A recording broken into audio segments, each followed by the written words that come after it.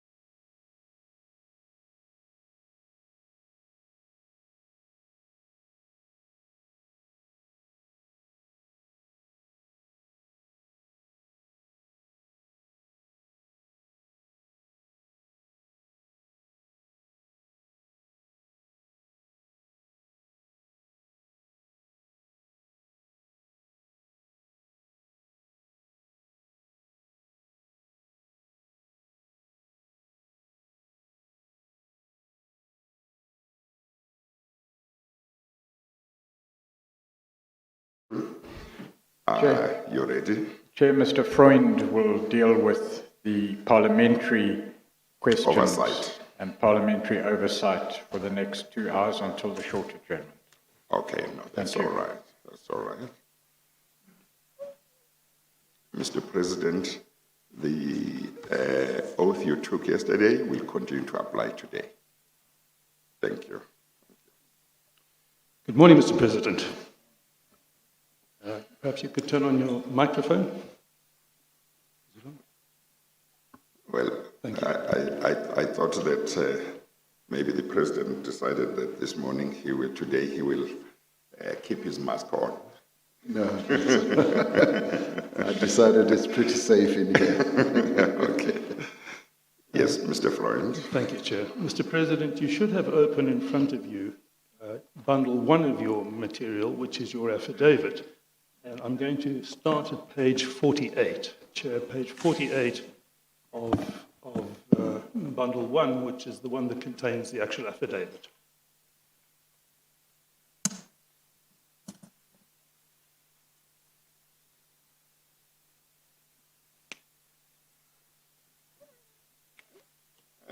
Using the black numbers again and not Yes, the that's red the numbers. black numbers top left. And Mr. President, do you have at that page the section headed Role of the ANC in Parliament? Now, Mr. President, Mr. Pretorius and yourself debated yesterday the basic approach adopted by this commission.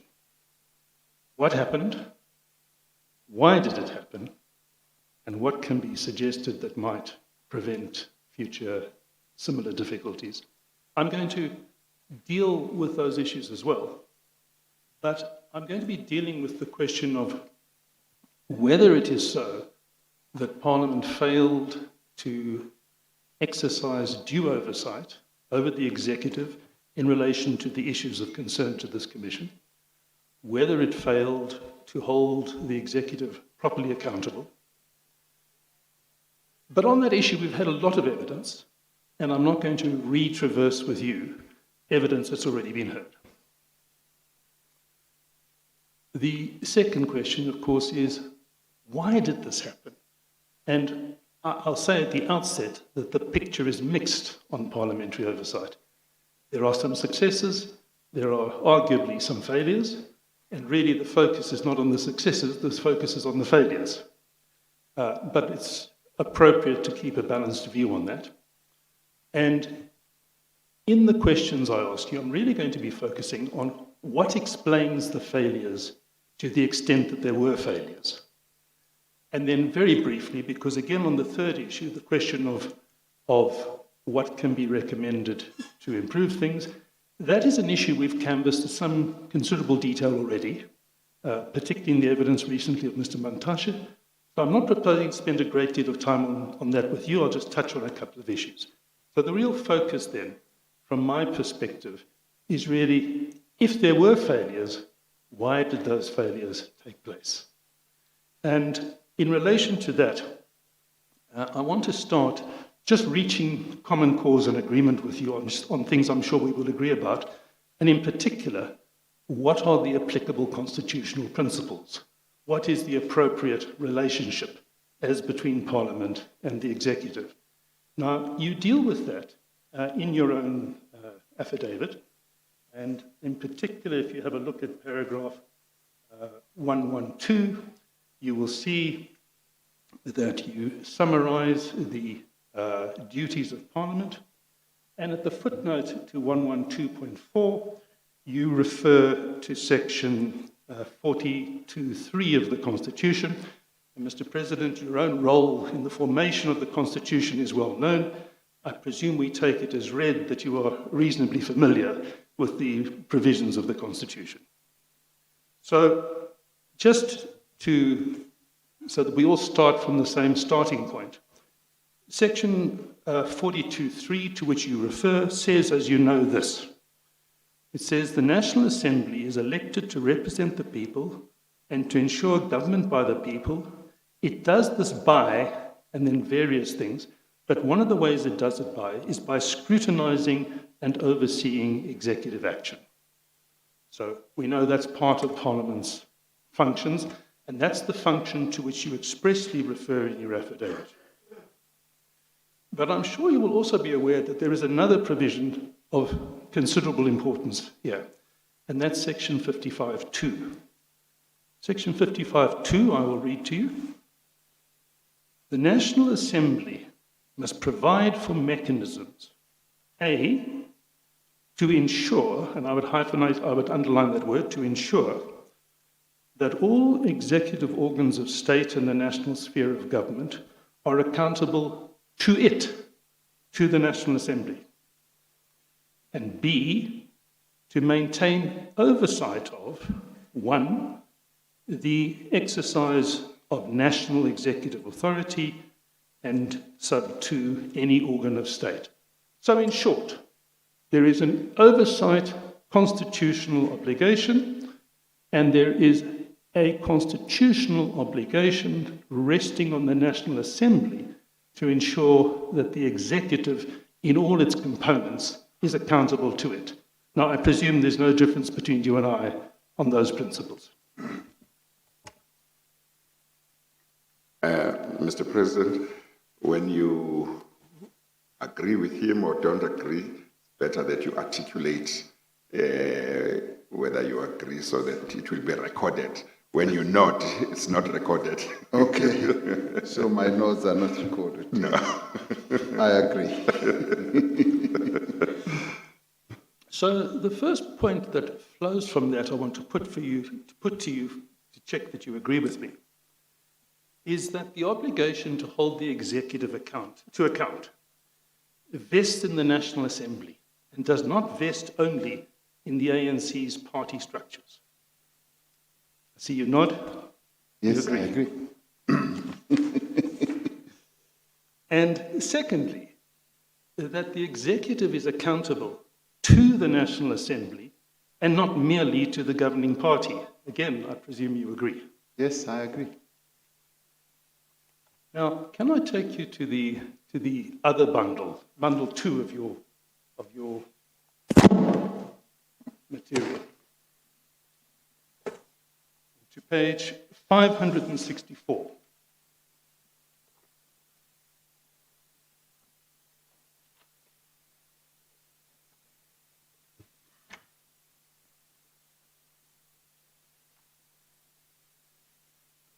You should find there a copy of a court judgment. Yes. Is that correct? Indeed. Now, Mr. President, that is the reported judgment of the Constitutional Court in what is commonly... What is the page number? 564. Okay. And Chair, if I can indicate that my intention this morning is to move backwards and forwards between Bundle 1 and Bundle 2. Okay, that's fine. That is the judgment of the Constitutional Court on the Nkandla issue. You will remember the Public Protector's investigation and report on the Nkandla expenditure. You will recall that Parliament reacted in a particular way. The matter found its way to the Constitutional Court, a case brought by the EFF and others. The judgment, as you will see, was handed down on the 31st of March 2016. You will see that on page 564, but you can take it from me, that's what it says. Yes. Yes. Now, if I take you to page 576,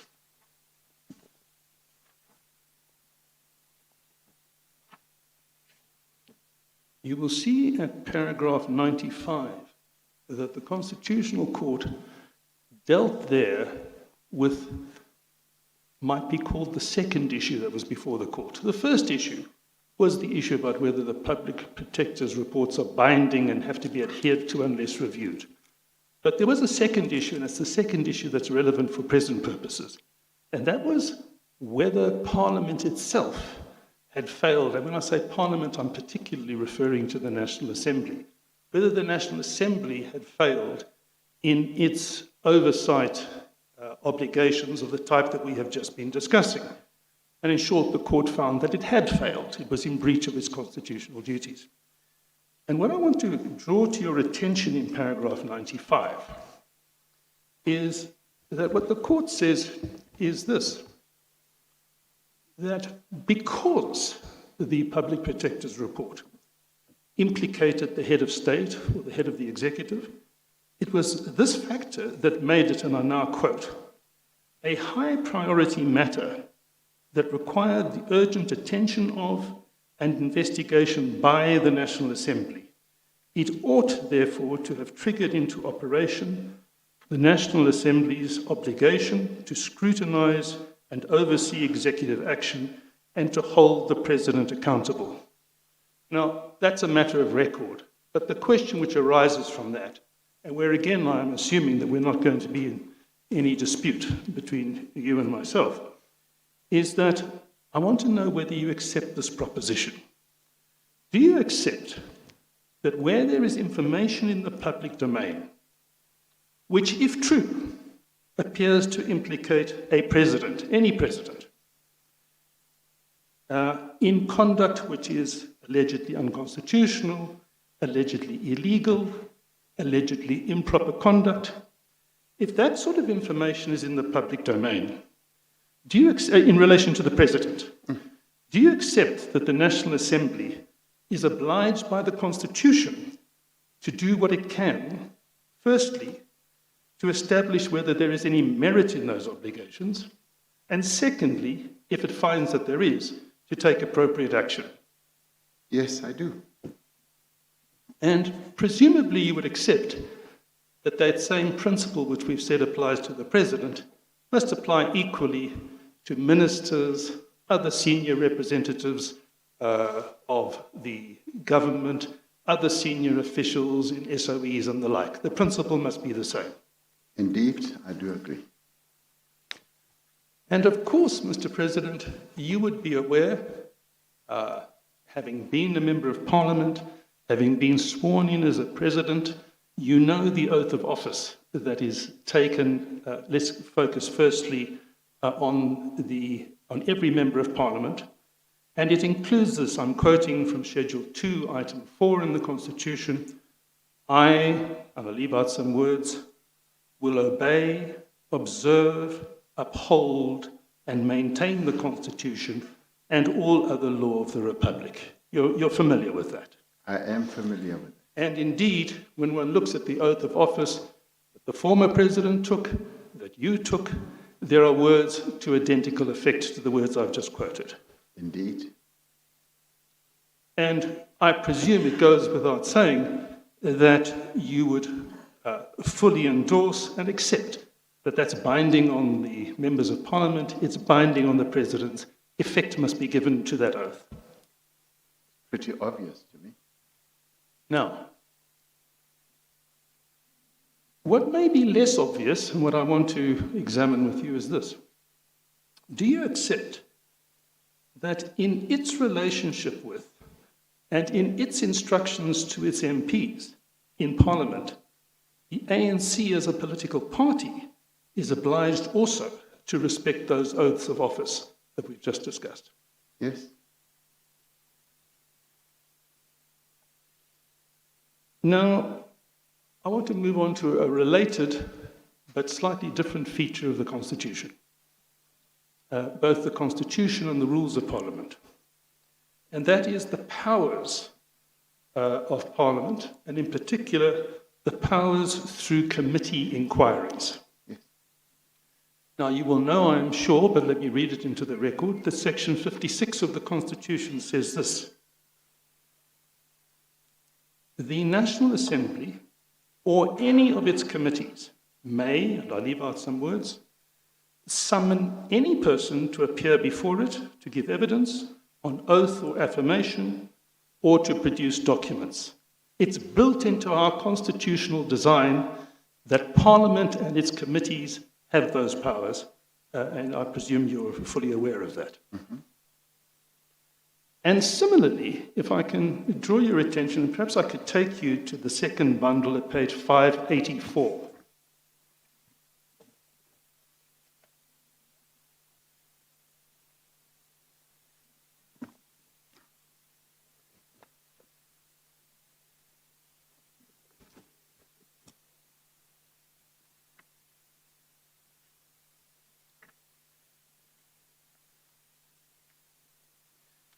must say these documents are well arranged, Chairperson, Oh, by your staff. thank you, Mr. I President. want to compliment them. Thank you very much, Mr. I may President. want to steal them to come and work for us in the cabinet. Please wait, let's finish the commission's work first. Yes, I've got it. Mr. President, at page 584, what you should have in front of you is an extract from the rules of the National Assembly as they stood in their 8th edition, which was applicable until March of 2016. Do you have their rule 138, page 584? No, 584. Bundle 2, the other bundle, sorry. This is, oh, I'm on bundle 1. Sorry. Not at all.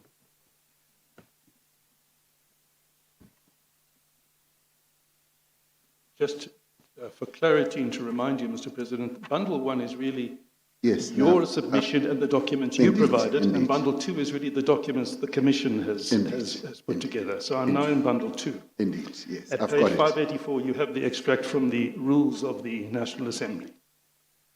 And you will see there at Rule 138, Yes. for the purposes of performing its functions, a committee may, subject to the Constitution, legislation, and other provisions of these rules and resolutions of the Assembly, A, summon any person to appear before it to give evidence on oath or affirmation or to produce documents, which is precisely what we saw in the Constitution, and then C, conduct public hearings. So you would have been aware, presumably, that committees of Parliament have this power. Yes.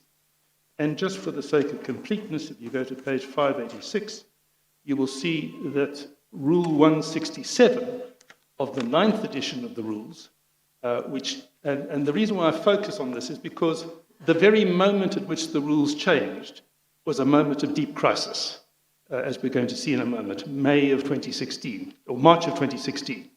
And you will see that although the rules change, they don't change in any relevant respect.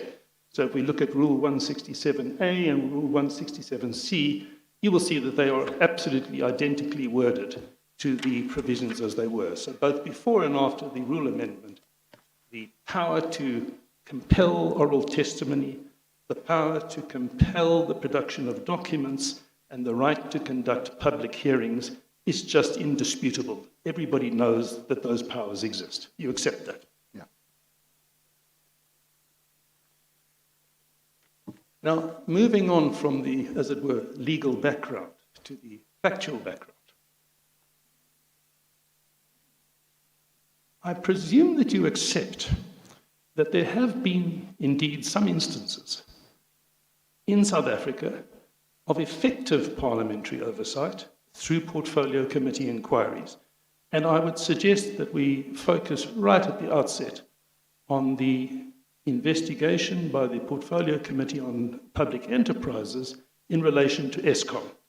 You're aware of that, would you accept it was a successful exercise? Indeed. And as regards that, I just want to, as it were, sketch a bit of a timeline. It was in May of 2017 that, according to Ms. Zukiswa Ranto's evidence before this commission, that committee took a decision to conduct its Eskom inquiry. It was really flowing from the allegations in relation to Mr. Brian Molefe, allegations in respect of the Eskom board. They sought and were furnished resources that they needed, an evidence leader, some additional budget. They produced their interim report in March and April 2018. They finalized their report in November 2018. And then what I want to point out is, what did they conclude? They concluded, amongst many other things, but probably the key sentence is this, that it was patently clear that there was undue influence by private individuals and companies over the appointment of the Eskom board members as well as procurement decisions. That was, as it were, the bottom line of what they found. And that, of course, was an allegation that had first been made many years earlier. You accept all of that? Now, another example of which I'm aware, but frankly, possibly the only other example of which I'm aware, was the ad hoc committee's inquiry into the SABC board. And that was appointed by the National Assembly in November 2016, and it reported in February 2017. And that too was widely welcomed as an instance of effective parliamentary oversight. And I presume that you would agree with that assessment. Yes.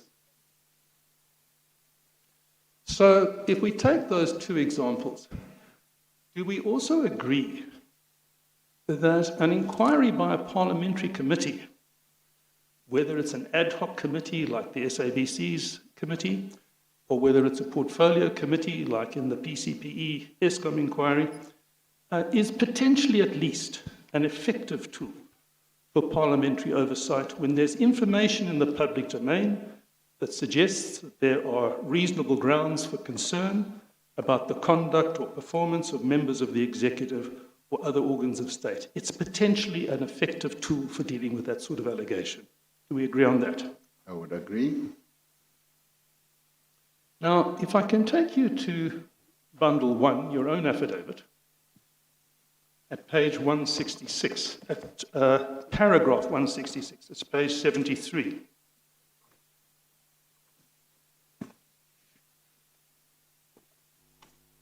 What's that page number? Page 173 in volume 1, paragraph 166.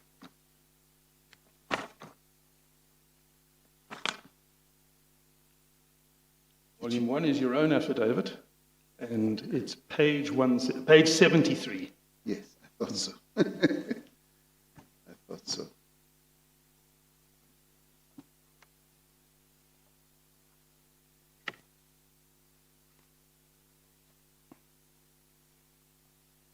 Yes.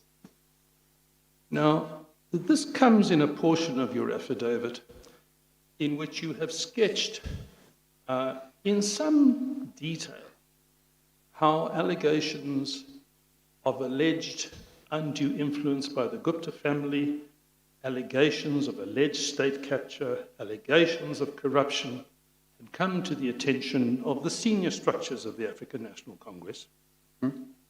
And you deal in your affidavit, and Mr. Pretorius later today, I'm sure, will deal with this in a lot more detail, and it's not really directly relevant to my line of evidence, but you deal with the discussions that took place within the NEC, the questions of how do we address these problems, and particularly the questions of what implications, if any, this should have for the position of the then sitting president. But in paragraph 166, having sketched that background and having referred to certain attempts that were made, you say this: although the ANC as an organization did not have direct evidence of state capture activities at the time they were being perpetrated, and did not have the investigative capacity to probe the various allegations, it is necessary to address, and you go on to deal with certain other issues. So the point you yourself make, and it seems with respect to be a correct point, is that the ANC does not have, as an organization, the investigative capacity to probe allegations of this type. That is your own position, as I understand it, correct? Indeed. But would you accept that precisely that investigative capacity that you point out that the ANC as a party did not have, Parliament did have? Parliament had it through the provisions that we have just discussed this morning. You accept that? I would. All right, let me move on. Can I take you to Bundle 2, page 409?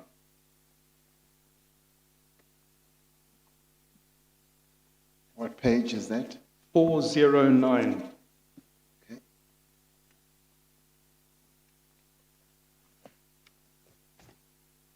Sorry, my mistake. It's 593.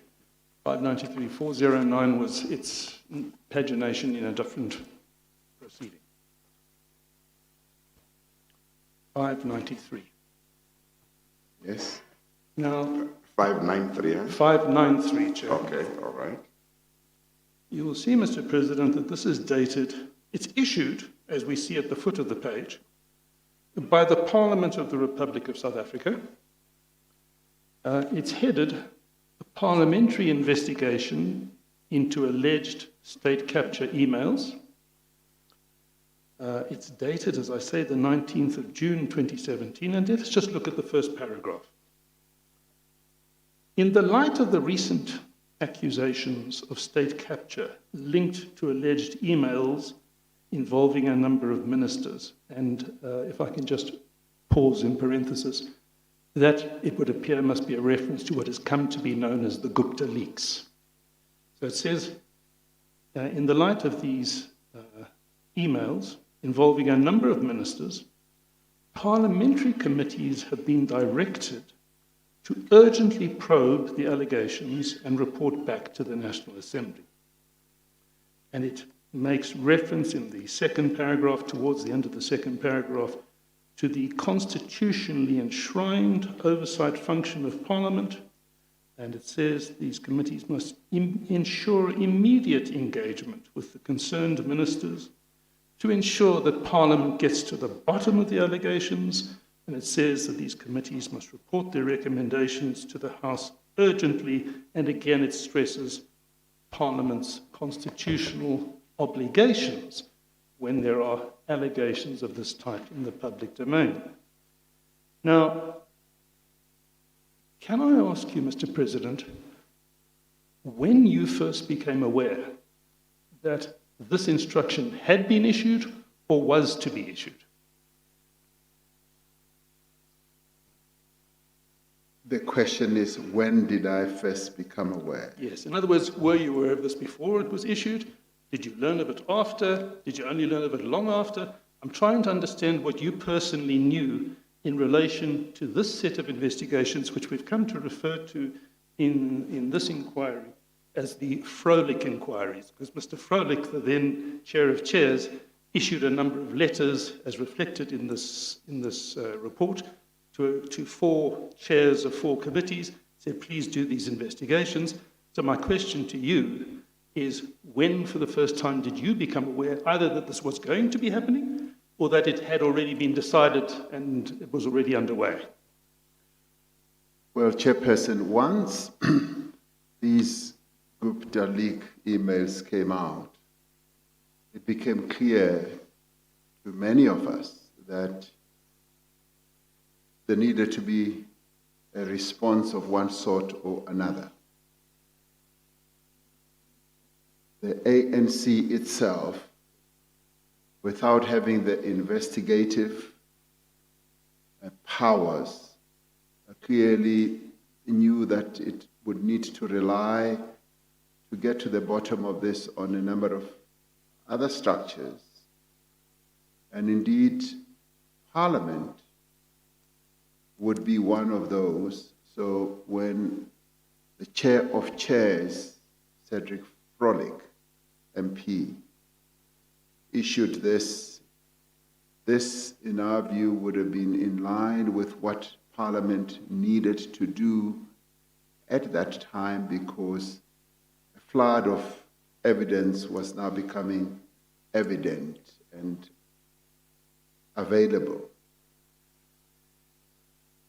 Personally, whether I became aware of the move by Froelich, I would not be able to put my finger on it. But once this instruction, this note and letter had been issued, I was quite relaxed and happy that this process had started. Right. Now, Mr. Froelich testified that Mr. Jackson Mthembu was particularly supportive of this exercise. I presume you can confirm that. Yes, I can confirm. I have to ask you, Mr. President, because although Mr. Mthembu has furnished an affidavit, He, of course, unfortunately passed away, so he's never testified before us. So I need to try and ask, as it were, indirectly, things that I would otherwise have asked Mr. Mtembu. Yes. Mr. Froelich also testified as follows. He said, later in 2017, I think it was in October or November, the then Deputy President, who is now President of the country, came to the caucus to reinforce the importance of parliamentary committees to conduct these type of, be it inquiry or investigation or whatever. Do you accept that that evidence of Mr. Froelich is factually correct? It is factually correct. Perhaps you could explain to us what happened, why you went to the caucus, what happened in the caucus that he's referring to. But I guess I would start it off with the processes that the ANC had decided that it should embark upon.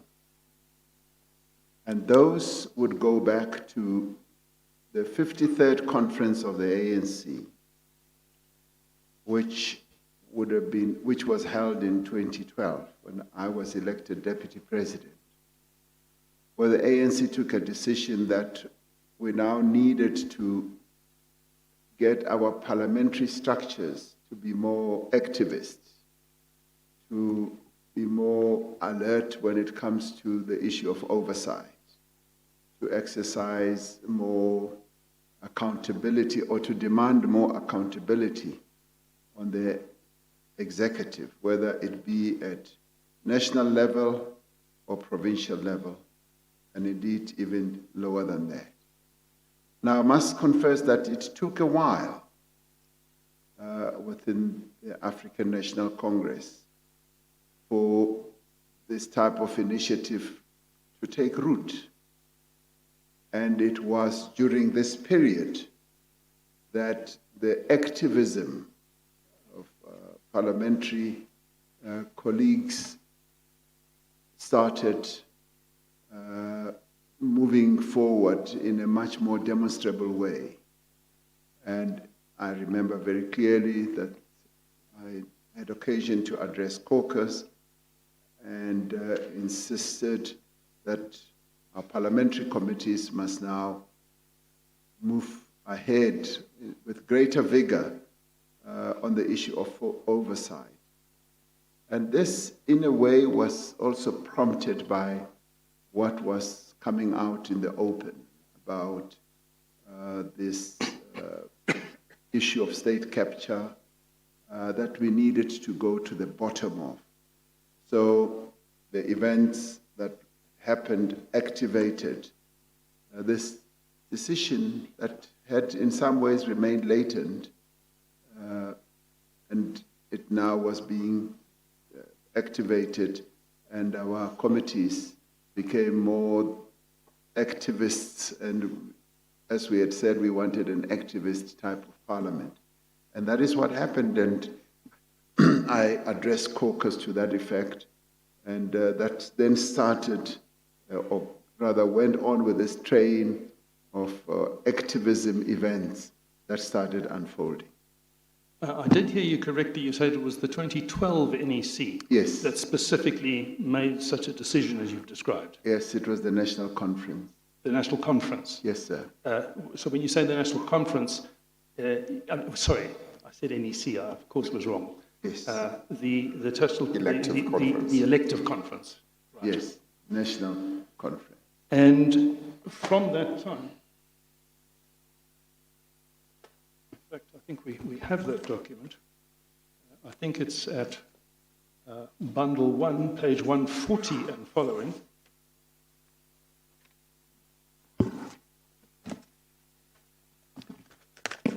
$140, did you say? 140 and following, and you'll find the resolutions from 150 and following.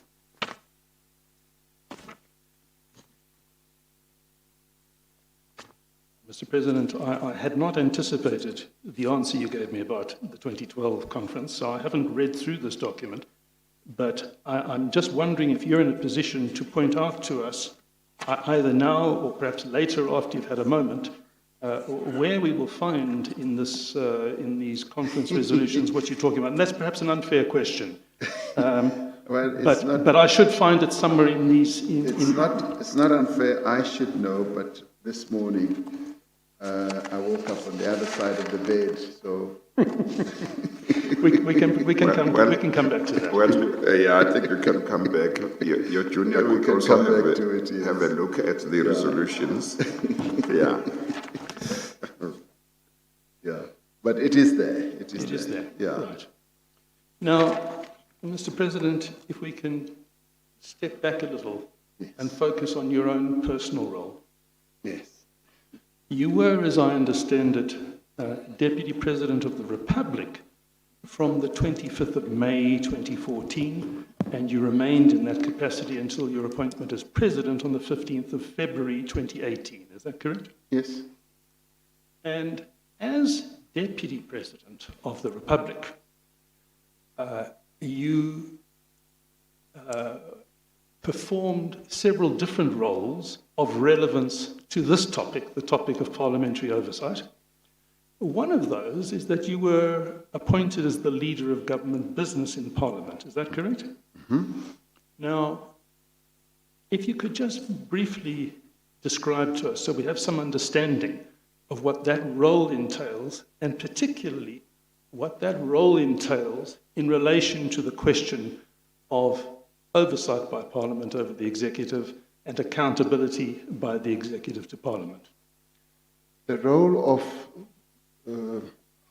leader of government business, it's really the facilitation of the link between the executive and Parliament, two distinct bodies, obviously observing the separation of powers, but more specifically to ensure that the executive works, one, according to the rules of Parliament.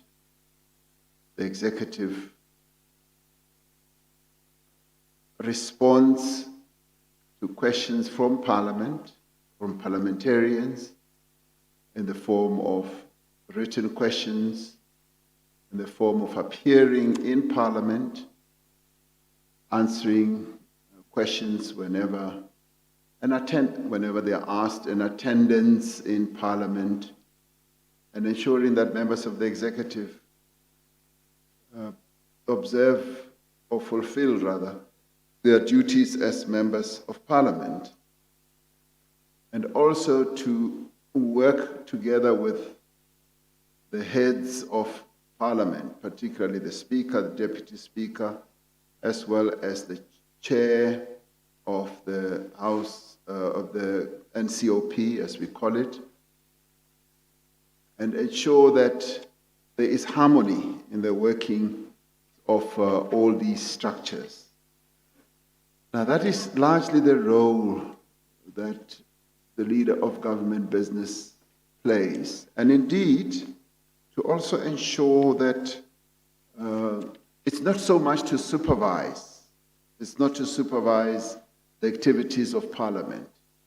It is to play that link between the two, because Parliament is independent. It's a distinct organ of the state, and the executive is also. So the leader of government business plays that very delicate role between the two, just to ensure that there is that harmony. And sometimes even parliamentarians tend to want to exaggerate the role of the leader of government business, but it isn't. And as Deputy President, you really work also under the leadership of their President, who leads the executive. So in some ways, your role, much as it would appear like it is expansive, it is also a role that is constricted in terms of your role as Deputy President working together with the President. Is it largely a facilitation role? It is largely that. Yes, to ensure Yeah. the smooth functioning of both the executive and Parliament. It is not an executive role. Yeah. And I see it now that, I play the role of president, that the deputy president plays that role, and I'm able now to look at it from a vantage point of view and see how that role pans itself out. And of course, I should add that to the extent that it is an executive role, in those inverted commas, it is where, as the leader of government business, you are able to exert pressure on, for instance, truant ministers, if I can call them that, who don't answer questions. There are occasions where the leader of government business will be quite vociferous in cabinet in insisting that members of the executive must answer questions and pull them on the carpet and even meet them and say you've got to fulfill your obligations. So the role is a little behind the scenes to some extent. Okay. And I presume it follows from what you've said that where instances arose, and this commission has heard of quite a few instances, where ministers were due to attend meetings of portfolio committees and simply didn't turn up. Yes. That would be part of the LOGB's business to try and address and rectify that sort of problem. Correct. Can I take you back now to bundle 1, page 177? I think we found the paragraph we were looking for. Your effort, your bundle 1, page 177.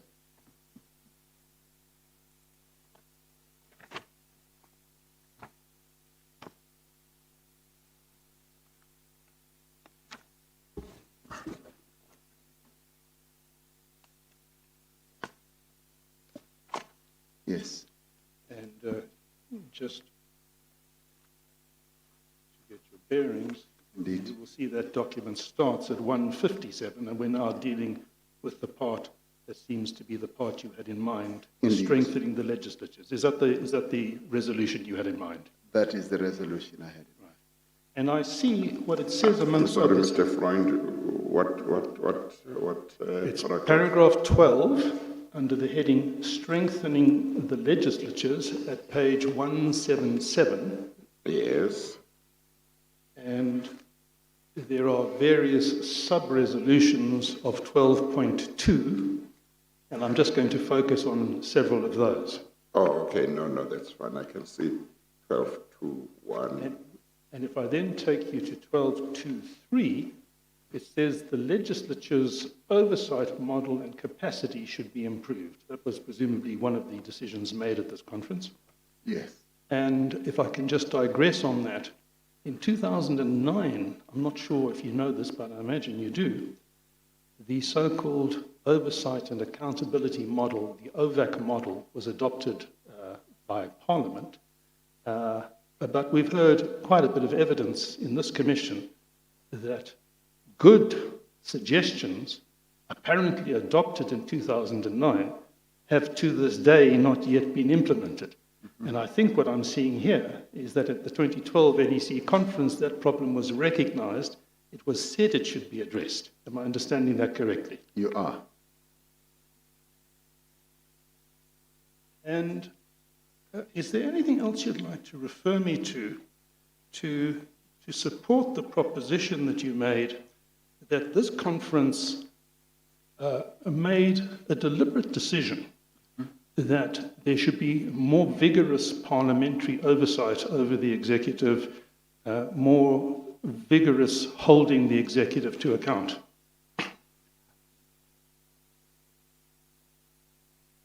Without referring to any specific document, I would say that, if I can call it the political speak of this and the interpretation that was overlaid on 12.2.3, where we say improve the capacity of our oversight, meant that we needed to have our parliament and legislatures to be more activist, to be much more, to improve their oversight role.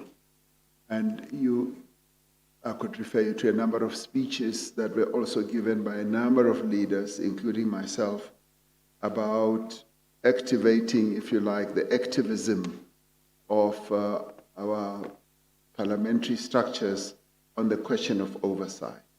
So it was recognized that this was one of the weak areas. And that is why one of the paragraphs then refers to the legislatures should play a more effective role in shaping the national agenda. Well, actually, Mr. President, paragraph 12.2.1 makes the point you made quite early in your answer to Mr. Freund's question. That's the There point. should be a more activist, people-centered model of legislatures should be developed. Precisely the point, Yes, Chairperson. yes.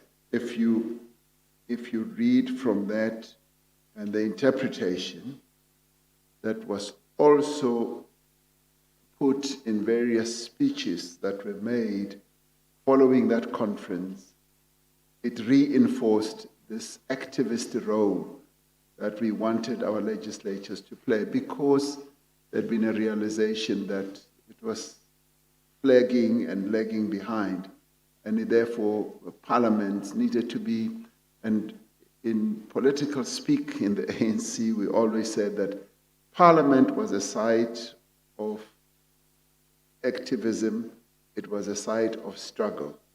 So we needed to have parliamentarians who would be more active, particularly on oversight. So it was recognized. I should immediately add that it did take some time to take effect and to be fully activated. And it took the better part of 3 years. But when it did start happening, Well, I think 5 years, Mr. President. well, I would say 4. give some change. I would say 4 years. I was being more ambitious when I said 3. Well, you are the president of the ANC. It did take up to 4 years before it was fully activated. And as I said, Chairperson, it was actually brought to full effect by the events that were happening. The Gupta leaks, emails, just really were a flood of evidence that required that Parliament, which had an investigative and an oversight role, should actually start doing its work. I want to put my understanding of paragraph 12.2.1, Mr. President, and I would like you to say whether you agree with my interpretation of it. My interpretation of it, and let me say what it says. It says first, there should be a more activist, people-centered model of legislation, as it says, should be developed. My understanding of it is that two features of this paragraph is that the ANC wanted to see more activism on the part of legislatures, including Parliament. But two, people-centered model seems to suggest to me that this resolution was saying those who are in Parliament must put people first. Is my interpretation in accordance with yours? Absolutely correct, but you could also add that the people-centered approach would also mean that we should also be willing and be prepared to work with non-parliamentary structures. Yes. To listen to them, Yes. to hear their views, Yes. and that is hearing the views of the people. Yes. It doesn't exclude. It doesn't It doesn't exclude hearing. That's right. Other people. Okay. Yeah. Mr. Freund. Thank you, Chair. Mr. President, can I refer you to bundle 2 at page 602?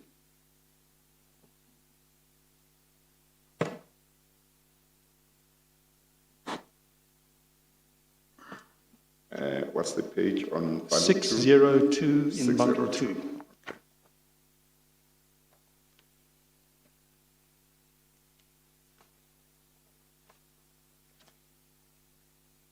Yes, That should be headed the political committee. Do you have the right document?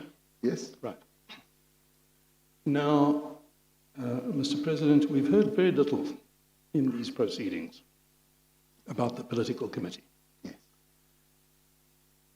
This document, I simply downloaded a couple of nights ago from the ANC website under Parliament, under caucus.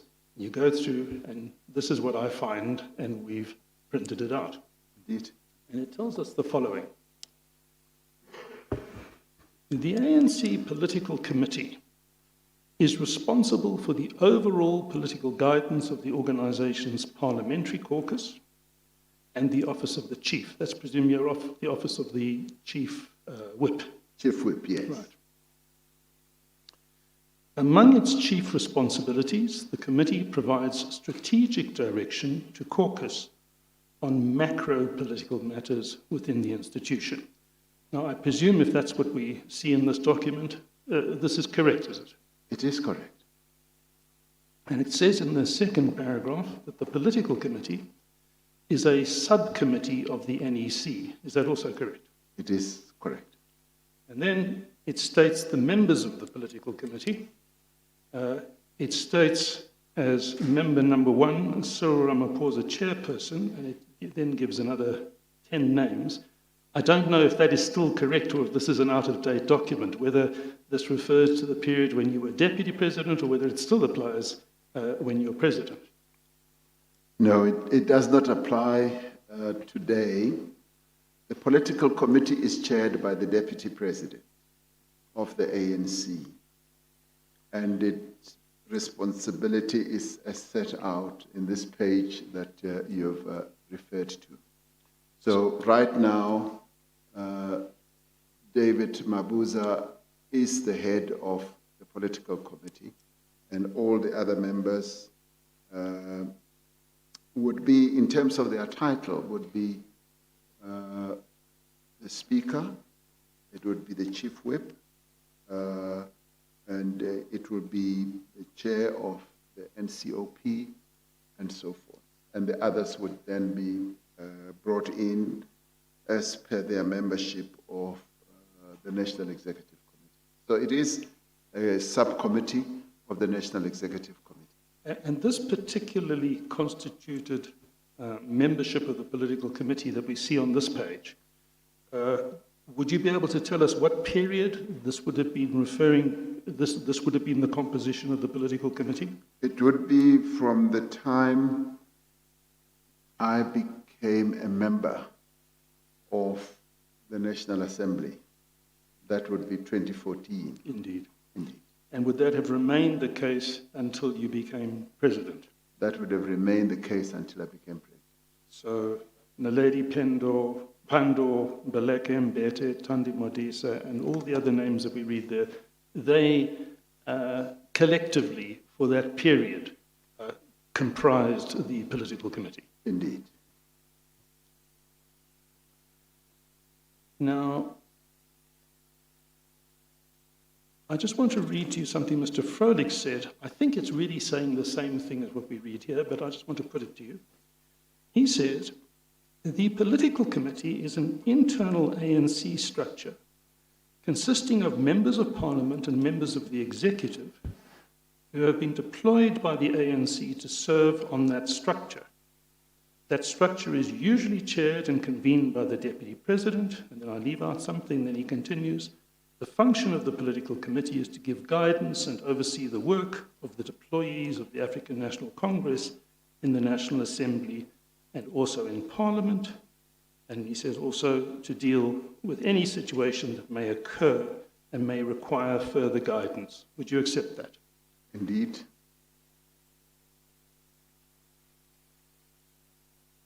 Now, you were not, I don't think, in Parliament at the time, but you will recall that there was a scoper inquiry into the arms deal quite some years ago. And there was some considerable controversy about whether that committee had been enabled to do what it felt was appropriate. And I read recently a work by an academic commentator. It's not in the bundle, but I'm quoting from Christie van der Westhuizen, Working Democracy, Perspectives on South Africa's Parliament at 20 Years. And she says this. She says the political committee was formed after Scoper's inquiry in 2000 into the arms deal, and then I quote, with the seeming intention to exert direct control over ANC MPs. Do you think there's any fairness in that? Would you like to comment on that view? I think that's fanciful, because I guess that's her supposition, or the author's supposition. What I do know is that it did become necessary to have a subcommittee of the ANC to give general guidance to members of the ANC in Parliament,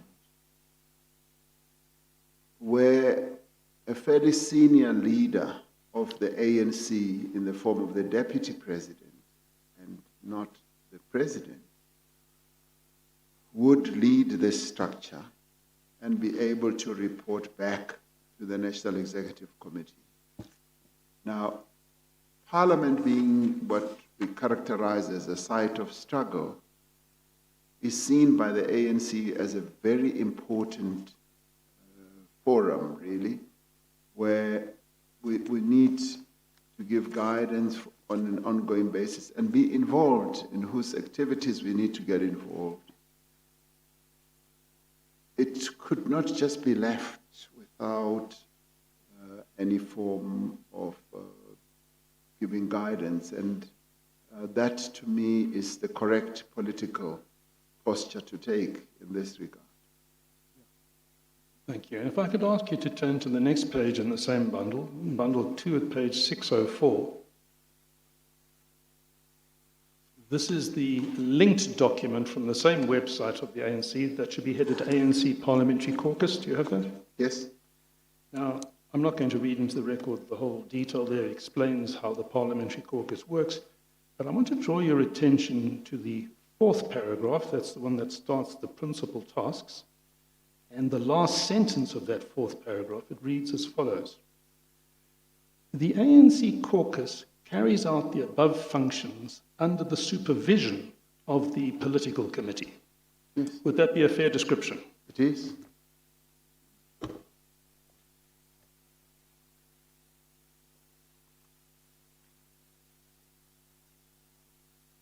Now, the political committee in the period 2014, 2015, 2016, did it meet regularly? Yes, it did. Could you give us some sort of insight into sort of how regularly, typically, it would meet? Oh.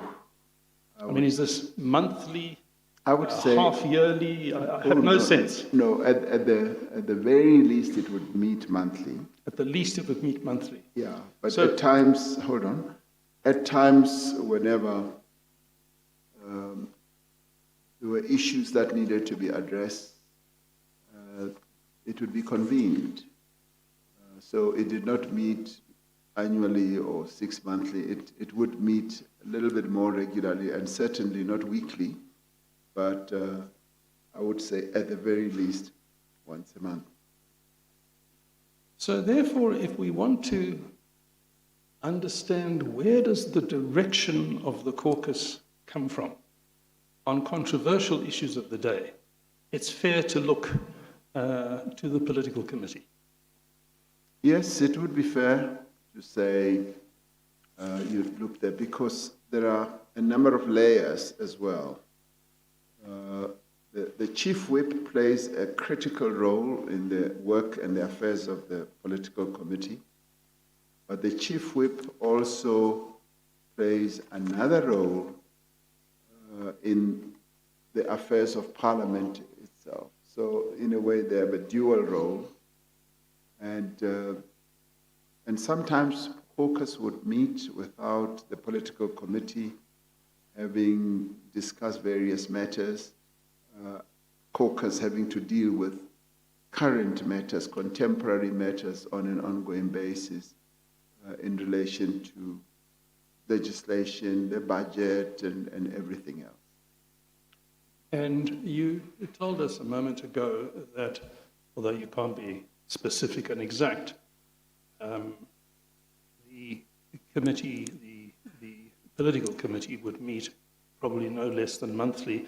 Would you normally attend? I mean, I'm sure there might have been exceptions, but was it the normal practice for you as chair of the committee to be present at those meetings? Yes, I would normally attend, but certainly not every meeting.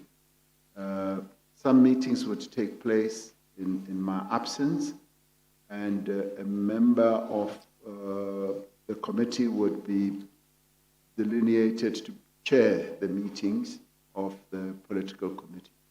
And if you missed meetings, was there some process of minutes or something like that where you could keep yourself abreast of what might have happened in your absence?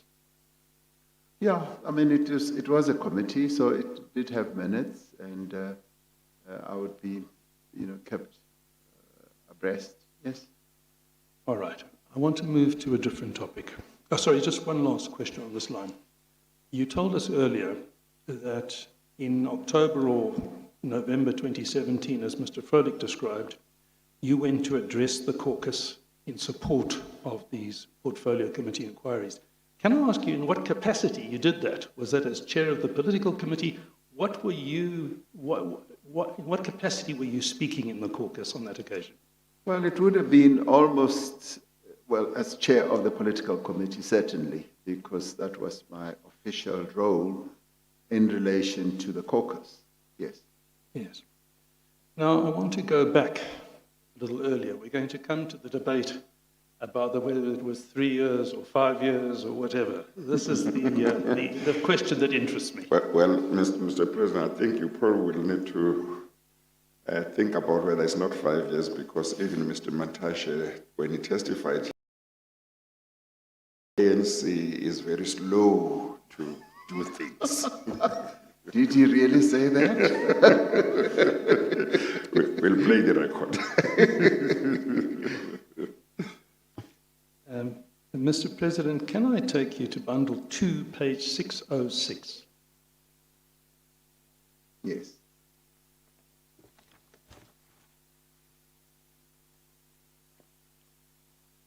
Now, I'm sorry, what is the page number? 606, Okay. bundle 2. This is a newspaper report that I also discussed with Mr. Mantashe a few days ago. There are, of course, many hundreds of news articles that we could focus on, but this one I choose to illustrate an issue. I'd like us just to look at and understand what is being reported in the Sunday Times on the 27th of February 2011. Under a heading, and speaking from memory, I might be wrong, but I think this was the banner headline on the front page of the Sunday Times. Ministers, quote, shiver, unquote, when summoned to family's home. And I just draw your attention to some of the allegations in this report. They shiver when they are summoned to whose home? It says family's home. Oh, family's home. And the family, when one reads the article, is the Gupta family's home. Oh, okay. That's the allegation. Okay. If you go down to about the 5th paragraph, you will see there's a paragraph that starts, a member of the working committee. You see that? Yes. A member of the working committee who attended the most recent meeting, this is presumably the National Working Committee, which is the, as I understand it, the most senior day-to-day structure of the African National Congress. A member of the working committee who attended the most recent meeting said, quote, the concern is that these people, in brackets the Guptas, now have influence in the appointment of CEOs and chairmen of state-owned entities, which then means the ANC has lost its way and its influence in these crucial deployments. It says 2 paragraphs further down, the Gupta brothers, Atul, Ajay and Rajesh, also known as Tony, are said to wield so much power that they often summon cabinet ministers and senior government officials to their family compound in Saxonwold, Johannesburg, and it continues, other accusations levelled at the Guptas are that they telephoned at least 3 deputy ministers and told them that they were to be promoted days before Zuma announced his cabinet reshuffle, phoned several ministers to assure them that their jobs were secure ahead of Zuma's announcement, bragged about their influence, telling one ANC premier that he was fortunate they went to his office to see him, as many other public officials had to meet them at the Gupta's home, pressured several top government officials at the government communications section and directors of communication at various departments to place advertisements in their newspaper, The New Age, and then in the middle of the next page, a member of the working committee claimed ministers feared the family, believing they had too much influence over Zuma, and then in quote, people are scared of them, and they are called to their house all the time. The Guptas are known to be the president's people, and that is why even ministers shiver. Another top ANC leader said, you must see the way they treat ministers. Now, Mr. President, I understand this is merely a report in the Sunday Times. But it's a report purporting to quote, off the record, very senior ANC personnel making very serious allegations. Do you accept, Mr. President, that if those allegations were true, a matter yet to be determined certainly at that time and perhaps still by this commission, but if those allegations were true, they reveal a subversion of our constitutional order? I see you nod. I nod, yes. Yes, indeed. I mean, if these were true, they would be. Because our constitutional architecture is such that things like the appointment of ministers, deputy ministers, should be the sole preserve of the president. And there should really be no one who goes around offering people positions like that and telling them that you will be fired, you will be this and this and that. No, it would be subversion. And the same when we look at the section dealing with the SOEs. You remember I read you the passage, the concern that these people now have influence in the appointment of CEOs and chairmen of state-owned entities, and then can influence those deployments. That too would be a subversion of our constitutional and legal order. Precisely, that too would be a subversion, particularly of people coming from people who have no real role either in the executive or even in the party. And that to me would be unbecoming. Now, we have agreed this morning that when there are allegations that implicate the senior executive, Parliament has a constitutional duty to get to the bottom, to investigate those allegations, and to act appropriately in accordance with what emerges, with the benefit of hindsight at least. Do you agree that then Parliament should have been starting to investigate the veracity or otherwise of these allegations? I do agree that Parliament has a role, and when it comes to allegations of this nature, I would say it is the governing party that should activate its own processes.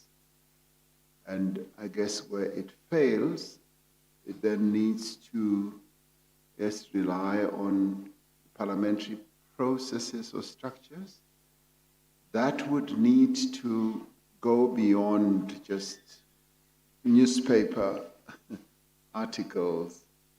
They would need to have much more substantive information, which is why the Gupta emails saga presented much more weighty information that needed to be followed up. So it was no longer just an allegation. There was real substance with documents and what amounted or appeared to be real evidence that could be followed through. So whilst I agree that yes, Parliament structures should, but they need to do so based on more substantive information, such as they did when they started their activist process. Yes, but Mr. President, as you well know, the Gupta leaks were more than 5 years after this. Yes. So for more than 5 years, these allegations, and this is one example, and I'm sure you were aware that there were literally hundreds of articles Yes. making allegations of this character. For more than 5 years, I want to put to you, Parliament, as a matter of fact, did not investigate, hold inquiries, or do what was appropriate to investigate the veracity of these claims. Do you accept that? I accept that and I concede that. And it is for that reason that in 2012, the decision that I referred you to, which you gladly showed me the relevant passages of the resolutions of, was then taken. Because, Chairperson, it was realized that we now need to activate another arm to go into this much more deeply than the ANC itself could. And that was the parliamentary process. And yes, as you said earlier, there was a dropping of the ball, if I may say so, at that level. That will be conceded. And just to get certainty, I assume that the conference to which you've referred, the 2012 conference, like all conferences, as I recall, take place in December. So it would have been December 2012 that resolution was taken. Indeed. Now, in your affidavit at page 41 in Bundle 1,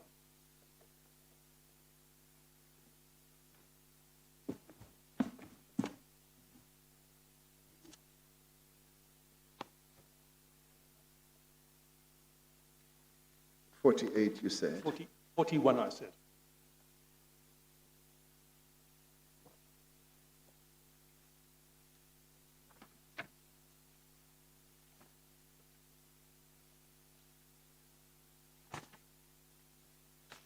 I've got it. But just before I ask you about that, there was a question I omitted to ask.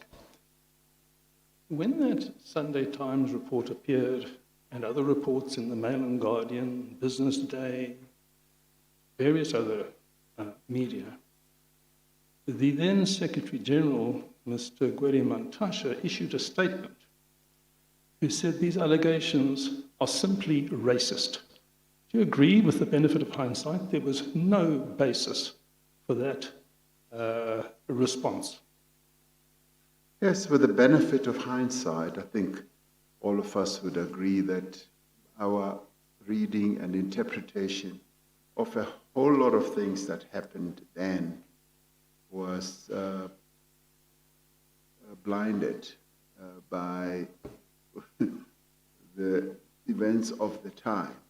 And that is why, Chairperson, I will commend the role of the media. The media has played a phenomenal role in investigating state capture and bringing it to light and continuously reporting on it. And at times, as politicians, we don't always believe what the media writes, because we look at what they write through a particular prism or lens. But in this regard, I have to commend them, the media that is, for the role, phenomenal role that they've played, and I would say they've played a patriotic role. And possibly I've never ever said patriotic role, and I'm prepared to say it now, that they have been patriotic in the way that they have followed all these matters through, and they often make us very uncomfortable as politicians, but in this case, we will applaud. Well, I must just say, Mr. President, for what it's worth, I think I've said it before, I too think that the media played a very important role and facilitated to a very large extent, because of their investigation, the work of this commission. There is a lot of assistance that this commission in its investigation found in material that was unearthed by the media in their own investigations and in their articles. So there is no doubt that they have really played a very important role. If I may add, Chairperson, that is why when they are targeted with threats, sometimes when they are attacked physically, and sometimes when they are harmed and sometimes killed, it's an affront against democracy and what our country stands for. And I have read in one of the affidavits that one journalist, Adrian Basson, was threatened to a point where he needed to pen down an affidavit detailing the threats that he was subjected to as he was investigating and trying to ferret corruption and unlawful contracts that had been awarded. So it is important for our country to stand firm in defense of the human right that is enshrined in our Constitution about the freedom of the press and upholding the right of journalists to do their work and to report on these types of matters, however uncomfortable it might make us feel. Mr. Freund? Thank you, Chair. Mr. President, I had referred you to page 41. I had in mind paragraph 93. I don't want to unduly belabor this point, and I think you've touched on this paragraph yesterday with Mr. Pretorius. But you will recall this is the incident where Minister Fikile Mbalula, according to other evidence before the Commission, there was quite an outburst at this NEC meeting. And amongst the things that he said at the time was that he had been told by the Guptas, I think some 2 weeks or so before his appointment as minister, that he was to be appointed as minister. You say in your affidavit, yes, that's quite right, I recall the incident. You say, and I'm sure it's quite right, the ANC didn't really act in response to that.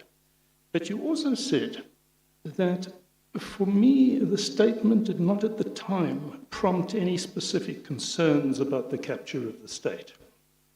Now, I'd just like to re-examine that statement in the light of the very article we've just looked at, the Sunday Times article which preceded it. It preceded it by 3 or 4 months. That was one of the core allegations made in that article, not specifically by name with reference to that specific minister. But now you have a minister standing up in an NEC meeting, I don't know if you're standing up or sitting down, but certainly expressing his views forcefully. Surely, this must have been of very much greater concern and really ought to have elicited quite a different reaction, given what was already being alleged in the public domain, than to really just make the point, well, it didn't raise any specific concerns at the time. Yes, indeed, and to quite a number of us, it didn't raise at the time the concern that it should have evoked in us when one looks at it with the benefit of hindsight, and that one is prepared to concede. It didn't. And when one looks back at it, including even the article that you're referring to, you almost kick yourself in the foot and say, these were the signs that we needed to pay attention to. The lights were flashing amber, and we should have been more alert looking at them, but we didn't at the time. Now, Mr. President, if I can refer you to another article at page 609 in Bundle 2.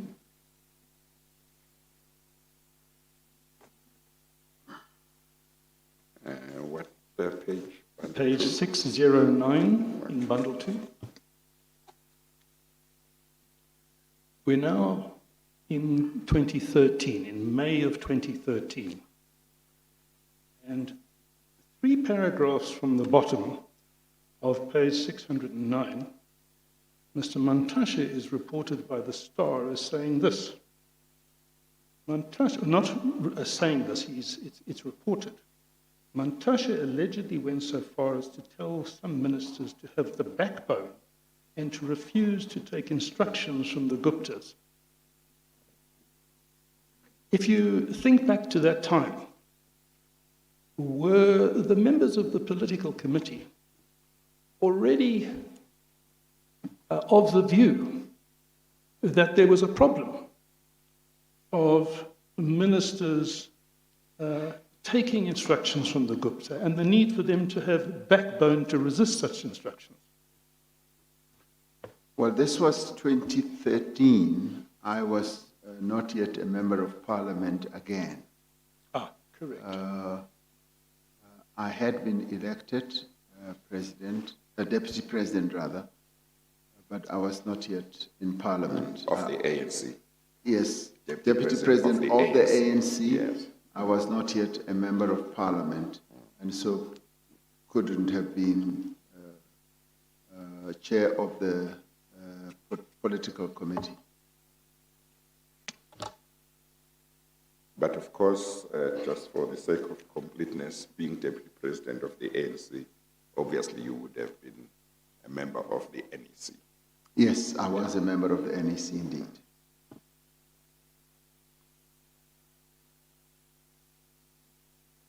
I think the point you make is a fair point, that you weren't on that political committee in 2013, and therefore certain questions that I would otherwise have asked, I will not ask. But I want to fast forward now. We were in 2011, we're in 2013. I want to fast forward to February of 2016. Yes. And can I take you to page 612 of Bundle 2?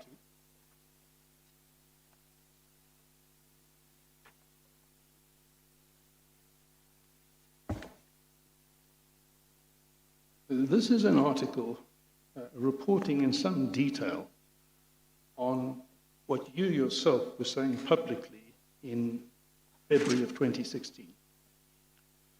The article starts as follows. Deputy President Cyril Ramaphosa says the ongoing review into the performance of state-owned enterprises will go a long way into rooting out the capture of government institutions by politically connected individuals for personal gain. Now, I presume you are fairly quoted in saying that. Indeed. And I presume it seems to be a matter of logic that what that necessarily implies is that by February 2016, you personally were of the view that there was a need to root out the capture of government institutions by politically connected individuals for their personal gain. Yes, I agree with that. And then you will recall that in March of 2016, the Minister or Deputy Minister, Mcebisi Jonas, made a public statement. And his statement included that, according to him, the Guptas represented that they could have him appointed as the finance minister, and that they offered him a huge bribe if he would do their bidding if appointed. I'm sure that that came to your attention at the time that that statement was made. Indeed. Now, did you or the political committee in March of 2016 have any reason to doubt the credibility of Mr. Jonas when he made those allegations? No, I personally did not doubt the credibility thereof. And, sorry, I interrupted But you. we set in the process through the ANC itself, through the Secretary General's office, to engage with Mcebisi Jonas so that we could go to the bottom of this.